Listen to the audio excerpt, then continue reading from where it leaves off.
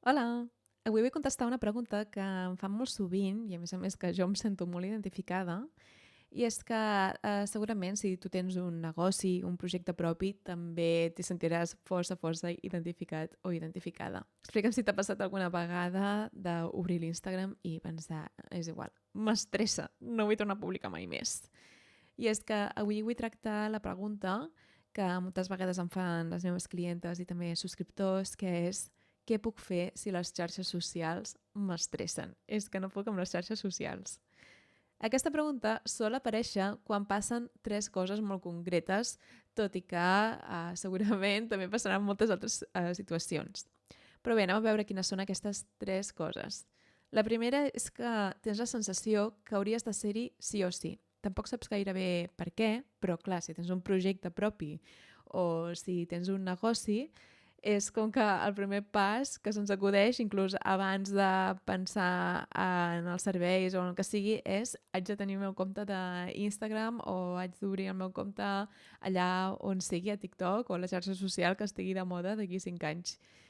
Bé, cada cop que entres a Instagram, tot i que saps que hi has de ser sí o sí, acabes esgotat, cansat, comparant-te i amb la sensació de que no arribes a tot, perquè realment Instagram és un pou de temps perdut allà dins.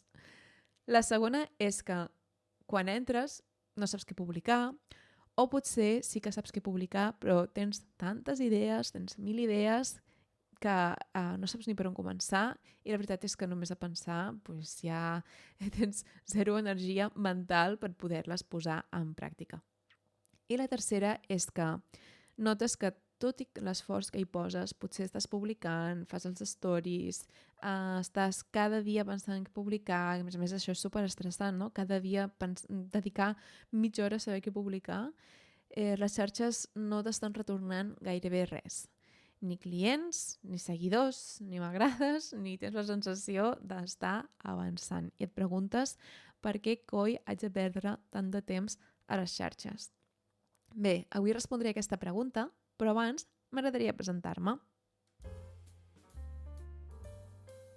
Soc la Rosa, consultora de comunicació i màrqueting des de fa més de 10 anys i actualment acompanyo a professionals independents a través de la Brúixola Digital, una comunitat on els ajudo a recuperar el rumb del seu negoci amb una estratègia de comunicació i màrqueting fàcil de portar en el dia a dia sense cremar-se.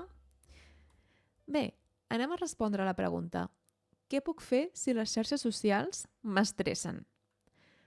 Per fer-ho, primer hem de tenir en compte una cosa important, i és que moltes vegades el problema no són les xarxes socials en si, sinó l'ús que en fem i el paper, la importància que li donem a dins del negoci. I és que ja t'ho dic d'entrada que hi ha molts negocis que funcionen sense haver publicat mai ni un post a Instagram ni a LinkedIn. Moltes vegades els hi demanem moltíssimes coses a les xarxes: visibilitat, clients, validació, inspiració. I clar, és que és normal així que no sapiguem gairebé què publicar o què prioritzar, perquè els hi demanem moltes coses, quan en realitat les xarxes tenen un paper molt concret a dins d'una estratègia de comunicació i màrqueting. Les xarxes no han de ser al centre del teu negoci, i això vull que t'ho gravis a foc. I és que si tot depèn d'Instagram, de TikTok o de LinkedIn, qualsevol canvi de l'algoritme o qualsevol setmana que potser no pots dedicar-te a les xarxes et t'acabarà descol·locant completament. I al final la comunicació el que ens ajuda és a aconseguir més vendes. Si hem de dependre de l'algoritme i de les nostres energies per poder-les aconseguir, anem malament. Les xarxes han de ser una eina més, no el pilar principal.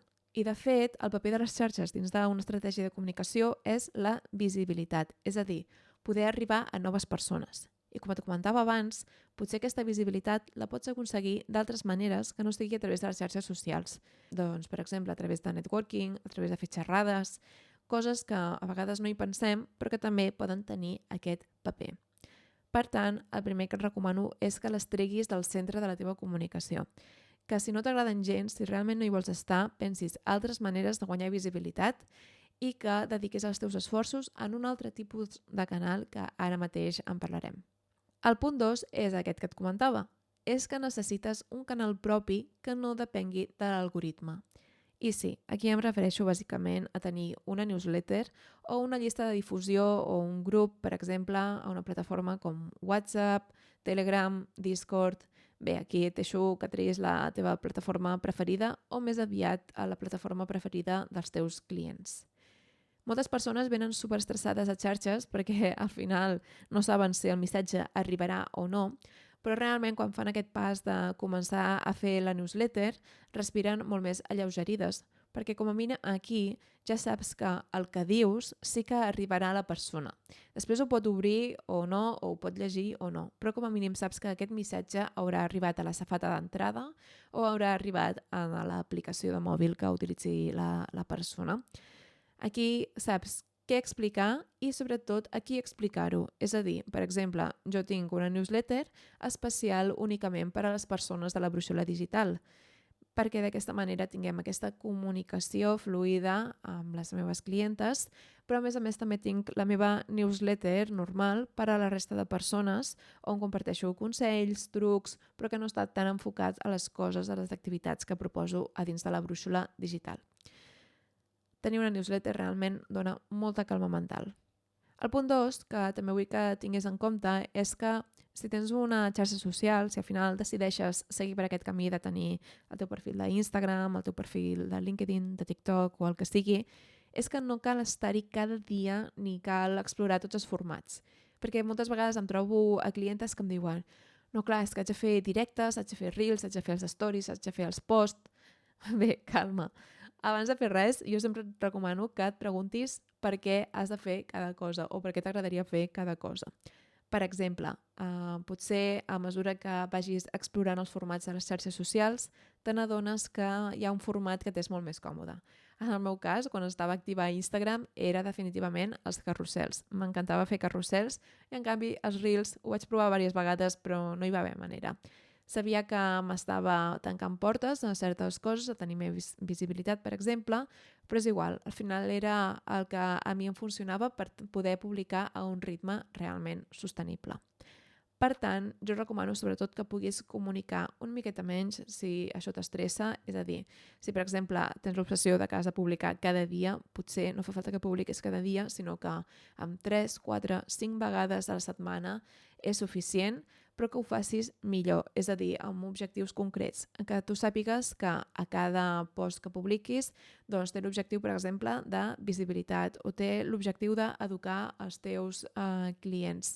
Bé, si necessites idees per tot això, queda't fins al final del podcast perquè hi ha un recurs gratuït que t'agradarà. En resum, si vull que et quedis amb una idea clau d'aquests 3 punts que hem comentat, és aquesta. Les xarxes no haurien de ser el centre de la teva comunicació, sinó que són un canal secundari amb un objectiu concret, el de guanyar visibilitat, per poder portar les persones a la newsletter o a la teva llista de difusió. I per posar-ho en pràctica, et recomano una acció molt concreta i assumible. Durant la primera setmana, si només tens xarxes socials, pensa en quin serà aquest canal que no depengui de l'algoritme.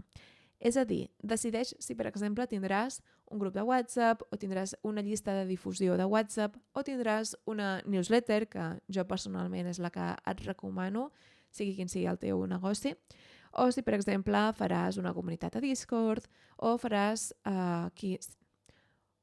M'és igual realment la plataforma. El que vull és que et posis a aquests deures de triar aquest canal principal que no dependrà de les xarxes socials, de l'algoritme, i que realment el comencis a prioritzar en la teva estratègia de comunicació i màrqueting. Bé, i fins aquí la meva resposta. Ja saps, si tens alguna pregunta concreta sobre màrqueting, comunicació, estratègia, negoci digital i vols que la respongui en aquest espai, pots deixar-la als comentaris i jo la recolliré. I si vols més claredat per orientar la teva comunicació, descarrega la meva guia gratuïta 30 idees de contingut, on trobaràs propostes pràctiques per publicar a Instagram, a LinkedIn, a la newsletter, al podcast, allà on vulguis. Et deixo l'enllaç a la descripció. Ens tornem a trobar la setmana que ve. Fins llavors, una forta abraçada.